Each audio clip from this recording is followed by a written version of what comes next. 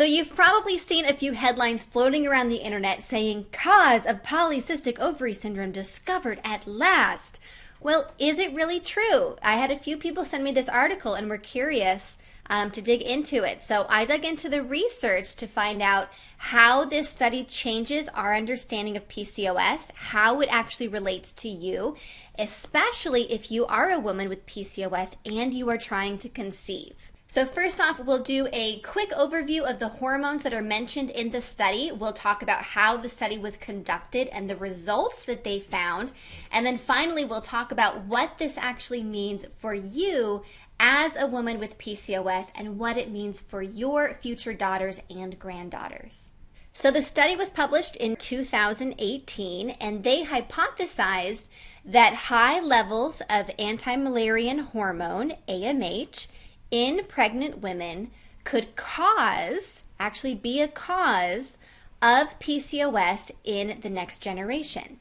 So the study really centers around AMH, this anti-Müllerian hormone. And the key function of this hormone in pregnancy is that it is what's responsible for making sure that male babies have male reproductive organs and female babies have female reproductive organs. But most of you know AMH because it's also used as a way to measure ovarian reserve, or how many eggs you have left, which is really key in fertility.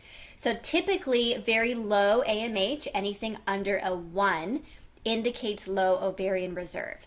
However, for women with PCOS, you often have 2 to 3 times higher AMH than other women. And typically the higher your AMH, the more severe your PCOS. It tends to correlate that way. So we've always known, or we've known for a while, that during pregnancy, AMH levels are very low. It is during your menstrual cycle, it's the developing follicles that produce AMH. And so during pregnancy, those functions are suppressed. You're just growing the one baby. You're not developing anything else. And so AMH levels are very low. However, this was the first study to actually measure AMH in pregnant women with PCOS and compare the control group versus women with PCOS. And they did find that AMH was higher in pregnant women with PCOS than in other women. But what's even more interesting is that they further divided those two groups by weight, and they actually found that lean PCOS women had the highest AMH levels of anyone in the group, and obese PCOS women actually had pretty normal AMH levels. So that is about as far as the human portion of this study went. So what we know for sure is that PCOS women, especially lean PCOS women, have higher AMH levels than usual. So from there, the researchers made a hypothesis. They wondered whether these high AMH levels in pregnancy could actually impact the chance of that baby developing PCOS as an adult. So what they did next is they gathered a group of pregnant mice and they injected them with AMH to mimic those really high AMH levels in PCOS, in lean PCOS pregnant women. And then they just watched to see how that changed the mice's offspring. So essentially what they found is that the offspring did have all the classic signs of PCOS. They had delayed puberty onset, they had disrupted cycles, and they often didn't ovulate, so they had anovulation. They had fewer egg follicles develop each cycle. It took them longer to have their first litter of pups. And they had higher testosterone and luteinizing hormone levels, which is very common in women, in human women with PCOS. They also had decreased production of estrogen and progesterone. But there was no difference in body weight between the mice whose mom had high levels of AMH versus the control group, just further indicating that this discovery really is relevant to lean PCOS rather than PCOS in general. So remember, this was done in mice, not in humans, but the results are really interesting, and they definitely indicate that this is an area to do some further research on. What this really shows us is that high AMH, anti-Müllerian hormone, does have the potential to trigger that cascade of events that could induce PCOS. So how does that work? What is the mechanism behind that? Well, there are two ways. So the first way is that when the researchers injected these pregnant mice with high AMH levels, they found that the baby mouse's placenta had a decreased ability to convert testosterone into estrogen. And if you remember from the beginning, the main responsibility of AMH during pregnancy is to differentiate the fetus between male and female. Male babies need higher AMH in order to develop properly. And so it looks like high AMH during the development of a female baby impacts the placenta's ability to convert testosterone into estrogen, possibly giving them a predisposition towards their own bodies having a disrupted conversion ability down the line. That is not proven. That wasn't like one of the confirmed results of this study, but it is an interesting line of thinking, and it's a potential for what could be going on here. So the second way that AMH could contribute to PCOS in the offspring is by affecting the parts of our brain that regulate our hormones. I think this is the most interesting piece that came out of this study. So we know that AMH does stimulate the hypothalamus. So this is a part of your brain that regulates your entire hormonal system. And so if AMH is too high, the hypothalamus increases the production of a hormone called gonadotropin releasing hormone. So gonadotropin releasing hormone tells your pituitary, another part of your brain, to produce luteinizing hormone and follicle stimulating hormone. Now, high luteinizing hormone and FSH are very typical in women with PCOS. FSH is responsible for recruiting eggs. Like during your menstrual cycle, when you're actually on your period, you are recruiting eggs, you're maturing them and getting them ready for ovulation. That is what follicle stimulating hormone is responsible for. And then luteinizing hormone is what stimulates ovulation to actually happen. Now, when these two hormones are too high, your cycle doesn't work as it should. And if you have PCOS, you know what that looks like. You have too many eggs start maturing at the same time, but none of them ever become dominant. That is what gives you the multiple cysts that you see on an ultrasound. Those are your multiple cysts. They're just a bunch of follicles of eggs that never quite became none of them ever became dominant, so you have a bunch of them. And AMH is produced inside these developing follicles, and so this is likely why women with PCOS have higher than usual AMH in the first place. The other result of having really high FSH and luteinizing hormone is that you end up not ovulating at all. And so you have these really long cycles where you're not ovulating, which is what a lot of you watching this video are probably dealing with right now. Okay, so we know from this study that high AMH and subsequent PCOS are directly linked to the function of your hypothalamus and pituitary. So in another group of mice, the researchers did the same experiment, except they gave the pregnant mom mice the AMH along with a gonadotropin releasing hormone antagonist. So something that would basically inhibit the amount of gonadotropin releasing hormone that was produced by the hypothalamus. And what they found in this group is that none of the offspring had any signs of PCOS. They were actually completely on par with the control mice. Okay, so what do we know so far?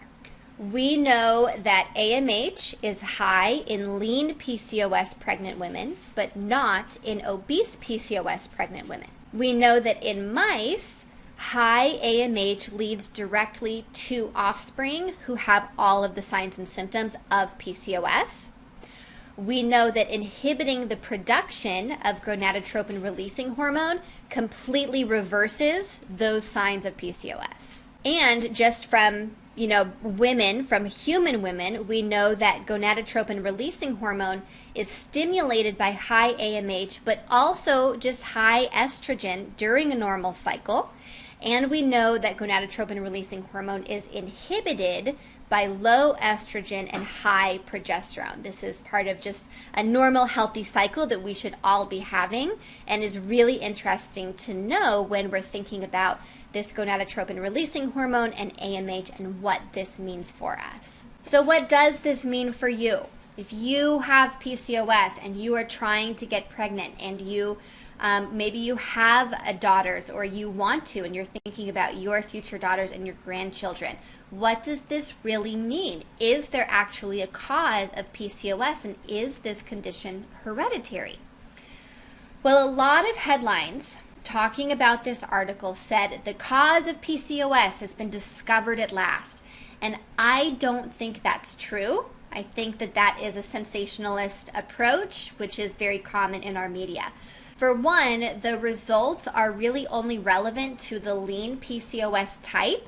And so the lean PCOS type is in the minority of PCOS cases. So we know that this isn't just a blanket cause for everybody.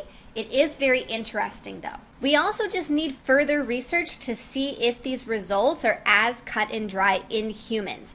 And since it takes much longer for humans to mature, we won't know if the human children of the women who had high AMH will show the same signs of PCOS or not. PCOS really is a complicated condition. Everything in our environment, our food, our water, the makeup that you wear, how much sleep you get, all of it has a huge potential to impact your hormones and the severity of your PCOS. The environmental factor cannot be ruled out when it comes to PCOS. I also think that learning more about the genetic side of hormones is very important for science. We need to be researching that. But when I'm looking at these studies, I'm always thinking about how to use this clinically. How do I use this for my clients? How do I give this information to you so that it's useful? And it does not serve you to think that your PCOS is genetic. Putting it all on the genes takes all of the power out of your hands and gives the impression that there's nothing that you can do about it. It puts PCOS in the same bucket as your hair color or your eye color, your height, the things that you can't change. Those are genetic attributes that cannot be changed. But thousands and thousands and thousands of women have been able to reverse their PCOS. So we do know that you have power to improve your hormones. You may have inherited predispositions that lead you to be more likely to have PCOS, but that doesn't mean that it was 100% cut and dry. It does not mean that PCOS was your destiny. So whenever I look at these studies, I'm trying to think, how can I really use this for my clients, for the people who watch these videos? And the key piece of information that I took from this study is the reminder of how important our hormonal feedback loops are for maintaining balance. We talk a lot about insulin resistance when we're talking about PCOS. We talk about estrogen. We talk about testosterone.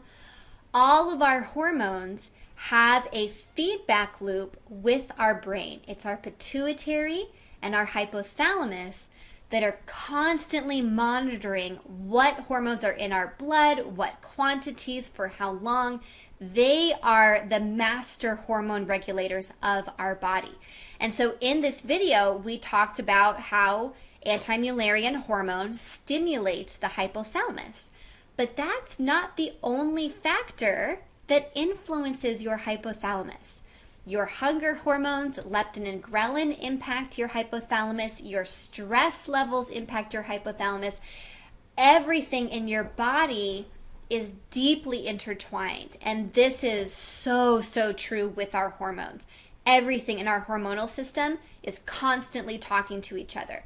Your thyroid, your pituitary, your ovaries, your pancreas, everything is communicating. And changing one part has a domino effect that changes all of the other hormones too, because they're all in a feedback loop with each other. And that is a really good thing to know when you have a hormonal imbalance like PCOS. It means that you just have to start tipping over dominoes, just one at a time, and you'll see a whole cascade of changes from that. That is how PCOS is reversed. One change at a time, and watching the domino effect in your hormones to see which domino needs to be tipped next. All right, I hope this video was helpful. I know how time consuming it is to read through studies like this, and I had a few people send me this one and were curious. So I hope this helps you to understand what the study actually was, what results they actually found, and then you can decide for yourself if that headline is relevant or not and how you want to use this information. So if you enjoyed this video, please click the like button below. Consider subscribing to my channel or liking my Facebook page so that you get notified. I do a new video every single week all about PCOS, hormonal imbalance, fertility, and women's health, how we can support ourselves. So next week, I'm going to be doing a video about common PCOS fertility drug called metformin. I find in my clients a lot of women who have been prescribed this, but they don't know what it actually does in the body or how it is working with your hormonal system. So we're just going to do a video about what this is, how it works in your body, so that if you are on this, you know what it's doing in your body. And if you are ready to bring your hormones back into balance, if you want to find natural ways in nutrition and lifestyle to support your fertility, you can find me over at parsleyandpumpkins.com. I'll talk to you soon.